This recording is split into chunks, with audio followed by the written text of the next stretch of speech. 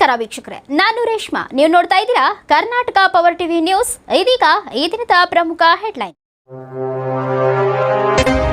ಸುಲ್ತಾನ್ಪುರದ ಇಸಿಪಿಎಲ್ ಡಾಂಬರ್ ಕಾರ್ಖಾನೆ ಸಾರ್ವಜನಿಕರಿಗೂ ಹಾಗೂ ಪಕ್ಷಿ ಸಂಪನ್ಮೂಲಕ್ಕೂ ಕುತ್ತು. ಈ ಒಂದು ಕಾರ್ಖಾನೆಯಿಂದ ಬರುವ ವಿಷ ಅನಿಲದಿಂದ ಸುತ್ತಮುತ್ತಲಿನಲ್ಲಿರುವ ಜನರಿಗೆ ಆರೋಗ್ಯದ ಮೇಲೆ ಕಂಟಕ ಎಂದು ಕರ್ವೆ ಕಾವಲು ಪಡೆ ಕುಡ್ತನಿ ಘಟಕದಿಂದ ಪ್ರತಿಭಟಿಸಿ ಆಕ್ರೋಶ ವ್ಯಕ್ತಪಡಿಸಲಾಯಿತು. ವರದಿಗಾರ Mohammed Rafi, Karnataka power TV news, Vijayanagara.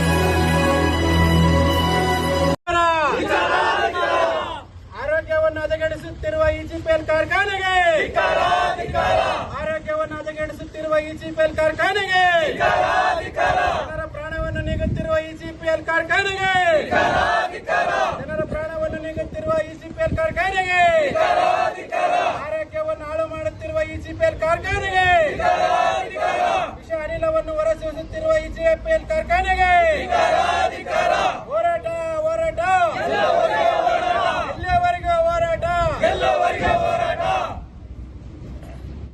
ಈ ಹೋರಾಟಕ್ಕೆ ಆಗಮಿಸಿರ್ತಕ್ಕಂಥ ಎಲ್ಲ ನಮ್ಮ ಕನ್ನಡ ಪರ ಸಂಘಟನೆಗಾರರಿಗೆ ಎಲ್ಲರಿಗೂ ನಾನು ಸ್ವಾಗತ ಕೊಡ್ತಾ ಇದ್ದೀನಿ. ಅದೇ ರೀತಿಯಾಗಿ ಪೊಲೀಸ್ ಸಿಬ್ಬಂದಿ ವರ್ಗದವರಿಗೂ ನನ್ನ ಸ್ವಾಗತ. ಈಗ ನಾವಿಲ್ಲಿ ಯಾಕೆ ಸೇರಿದ್ದೀವಪ್ಪ ಅಂದರೆ, ಈ ಒಂದು ಕಾರ್ಖಾನೆ ನಮಗೆ ಒಂದು ದಿನ ಪ್ರಾಣ ಹಾನಿಕರ ಒಂದು ತಾಣ ಆಗೈತಿದು. ಇದನ್ನು ನಾವು ಕಂಟ್ರೋಲ್ ಮಾಡಬೇಕು. ಇದರಿಂದ ಜನಗಳಿಗೆ ಭಾಳ ತೊಂದರೆ ಆಗ್ತಾಯಿದೆ. ಇವತ್ತು ಜನಗಳ ಆರೋಗ್ಯ ಈಗ 100ಕ್ಕೆ 60% ಕೆಟ್ಟೋಗ್ಬಿಟ್ಟೈತೆ. ಈಗ ಯಾರು ಒಬ್ಬ ವ್ಯಕ್ತಿನೂ ಆರೋಗ್ಯವಾಗಿ ಇಲ್ಲ ಅಂತ ನಾವು ವೈದ್ಯಾಧಿಕಾರಿಗಳನ್ನ ಕರ್ಕೊಂಡು ತೋರಿಸಿದ್ರೆ ಕೂಡ ಇವನಲ್ಲಿ ಯಾವುದೋ ಒಂದು ಕಾಯಿಲೆ ಐತಪ್ಪ ಅಂತ ಹೇಳ್ತಾರೆ ಹೊರತಾಗಿ ಅವರು ಆರೋಗ್ಯವಾಗಿ ಇದ್ದಾರೆ ಅಂತ ಹೇಳೋಕ್ಕೆ ಚಾನ್ಸೇ ಇಲ್ಲ.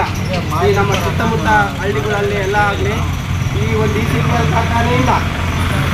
ಈಗ 10, 11, 9 ವರ್ಷದ ಹೆಣ್ಮಕ್ಳು ಋತುಮತಿಗಳಾಗ್ತಾ ಇದ್ದಾರೆ. ಯಾಕಪ್ಪ ಅಂದರೆ ಇದರಿಂದ ಬರುವಂಥ ವಿಷ ಅನಿಲ ಆಗಿರ್ಬೋದು, ಅದು ಇದು ಬ್ಯಾಟ್ರಿದು ಹೊಗೆ ಮತ್ತು ವಾಸನೆಯಿಂದಾಗಿ ಹೆಣ್ಮಕ್ಳಿಗೆ ಅದ್ರಾಗ ತಡ್ಕೊಳ್ಳೋ ಶಕ್ತಿ ಇರಲ್ಲ. ಹಾಗಾಗಿ ಸಣ್ಣ ಹುಡುಗರು ಕೂಡ ಋತುಮತಿಗಳಾಗ್ತಾ ಇದ್ದಾರೆ. ಗರ್ಭಕೋಶದ ಸಮಸ್ಯೆಗಳು ಬರ್ತಾ ಇದ್ದಾವೆ, ಶ್ವಾಸಕೋಶ ಸಮಸ್ಯೆಗಳು ಬರ್ತಾ ಇದ್ದಾವೆ. ಇವೆಲ್ಲ ಈ ಫ್ಯಾಕ್ಟ್ರಿಯಿಂದ ನಮಗೆ ಭಾಳ ತೊಂದರೆ ಐತೆ. ಆದಷ್ಟು ಬೇಗ ಈಗ ದೊಡ್ಡ ದೊಡ್ಡ ರಾಜಕಾರಣಿಗಳಿಂದ ಆಗಿರ್ಬೋದು, ಎಲ್ಲ ದೊಡ್ಡ ದೊಡ್ಡ ಉದ್ಯಮಗಳಿಂದ ಆಗಿರ್ಬೋದು, ಈ ಫ್ಯಾಕ್ಟ್ರಿ ಈಗ ಓಪನ್ ಆಗಿಬಿಟ್ಟೈತೆ.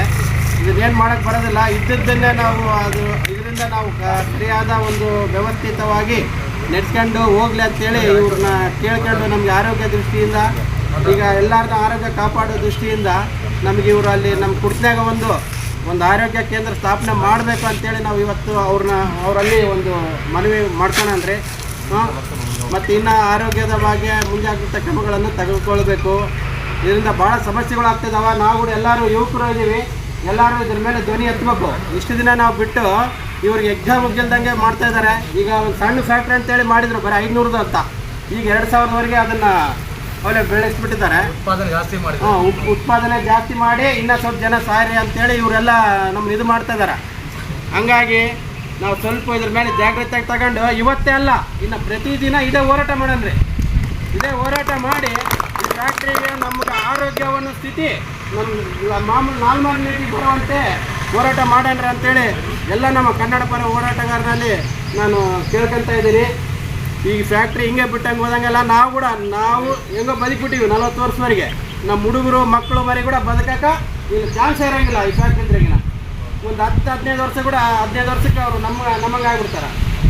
ಹಂಗಾಗಿ ಇದ್ರ ಬಗ್ಗೆ ಸ್ವಲ್ಪ ಭಾಳ ಚರ್ಯೆ ತಗೊಂಡು ನಾವು ಎಲ್ಲ ನಮ್ಮ ಅಧಿಕಾರಿಗಳು ಸಹಾಯ ತಗೊಂಡು ಎಲ್ಲರ ಸಹಾಯ ತಗೊಂಡು ನಾವೇನು ಅವ್ರ ಹತ್ರ ಏನು ಬೇಡಿಕೆ ತುಂಬಕ್ಕೆ ಬಂದಿಲ್ಲ. ನಮ್ಮ ಆರೋಗ್ಯ ಕಾಪಾಡ್ಕೊಳ್ಬೇಕಪ್ಪ ಅಂತ ಕೇಳಕ್ಕೆ ಬಂದೀವಿ. ಅದನ್ನು ಮಾಡಲೇಬೇಕಂತೇಳಿ ಈ ಸಂದರ್ಭದಲ್ಲಿ ಹೇಳಕ್ಕೆ ಇಷ್ಟಪಡ್ತಾ ಇದ್ದೀನಿ.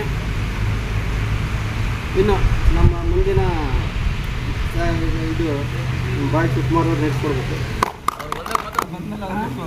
ರೆಡಿ ಮಾಡಿ ಮ್ಯಾನೇಜ್ಮೆಂಟಿಗೆ ಅದನ್ನ ಇವತ್ತೇ ಕಳಿಸ್ಲಿಕ್ಕೆ ಪ್ರಯತ್ನ ಮಾಡ್ತೀವಿ. ಎಷ್ಟು ದಿನದಲ್ಲಿ ಪರಿಹಾರ ಅಲ್ಲ, ಈಗ ಮ್ಯಾನೇಜ್ಮೆಂಟಿಗೆ ನಾನು ಕಳಿಸ್ತೀವಿ ಇಮಿಡಿಯೇಟ್ಲಿ. ಕಳಿಸಿ ಅವ್ರಿಗೆ ಇಮಿಡಿಯೇಟ್ಲಿ ನಿಮ್ದೆಲ್ಲ ಫೋನ್ ನಂಬರ್ ಇದೆಯಲ್ಲ ಇದೆಲ್ಲ ಡೀಟೇಲ್ಸ್ ಇದ್ದಲ್ಲಿ ನಾವು ಕಮ್ಯುನಿಕೇಷನ್ ಮಾಡ್ತೀವಿ. ಸರ್ ಅದು ಏನಿದೆ, ನಮಗೆ ಅತಿ ಶೀಘ್ರದಲ್ಲೇ ನಮಗೆ ಆರೋಗ್ಯ ಸಮಸ್ಯೆ ಭಾಳ ಐತೆ. ನಮಗೆ ದಿನೇ ಸಾವು ಒಪ್ಪರ ಸಂಖ್ಯೆ ಜಾಸ್ತಿ ಆಗ್ಬಿಡುತ್ತೆ ಸರ್. ನೀವು ಒಂದು ದಿನ ನಮ್ಮ ಊರಲ್ಲಿ ಬಂದು ನೀವು ಒಂದು ವಾರ ಇರ್ರಿ, ಅದ್ರ ಪರಿಸ್ಥಿತಿ ಏನಂತ ನೋಡ್ರಿ. ನೈಟ್ ಟೈಮ್ ಒಬ್ಬರು ಹೊರಗೆ ಬಂದ್ರಿಗಿನ ಈ ತಣ್ಣನ ಗಾಳಿಯಲ್ಲಿ ಅದನ್ನ ಕುಡಿದ್ರೆ ಹಂಗೆ ಸತ್ತೋಗ್ಬಿಡ್ಬೇಕು, ಹಂಗೈತೆ. ಎಲ್ಲ ಸ್ಮಶಾನ ರೀತಿ ಆಗ್ತಾ ಇದ್ದಾವೆ. ಇವತ್ತು 20ನೇ ತಾರೀಕು ಇವ್ರಿಗೆ ಒಂದು ನಿಮಿಷ. ಇವತ್ತು 20ನೇ ತಾರೀಕು ನಾವು 15 ದಿನ ಸಮಯ ಕೊಡ್ತೀವಿ. ನೀವು ಯಾಕಂದ್ರೆ ನೀವು ಹಿಂಗೆ ದುಃಖಂತ ಹೋದ್ರೆ ನಮಗೆಲ್ಲ ಹೇಳ್ತೀವಿ, ಮ್ಯಾನೇಜ್ಮೆಂಟಿಗೆ ಕಳಿಸ್ತೀವಿ, ನೋಡ್ತೀವಲ್ಲ. ನಾವು ಮತ್ತೆ ಕರೆಕ್ಟ್ 5ನೇ ತಾರೀಕು 11 ಗಂಟೆಗೆಲ್ಲ ನಾವು ಇಲ್ಲಿ ಇರ್ತೀವಿ. ಅದು ಏನು ರಿಪೋರ್ಟ್ ದಾಖಲೆ ಮಾಡಿರ್ತೀರಿ ನಮಗೆ ಕೊಟ್ಟರೆ ನಾವು ಅದನ್ನ ನೋಡ್ಕೊಂಡು ಮುಂದಕ್ಕೆ ಹೋಗೋರ, ಇಲ್ಲ ಕ್ರಮ ಮುಂದಕ್ಕೆ ತಗೊಳ್ಳೋರ. ಇದು ನಮ್ಮ ಕೆಲಸ. 5ನೇ ತಾರೀಕು ನಾವು ಬರೋರು ಬಂದೆ 15 ದಿನ ನೀವು ಟೈಮ್ ಕಾಲಾವಕಾಶ ಕೊಡ್ತಿದ್ದೀವಿ. ಇದನ್ನ ಮನವಿ ಸ್ವೀಕಾರ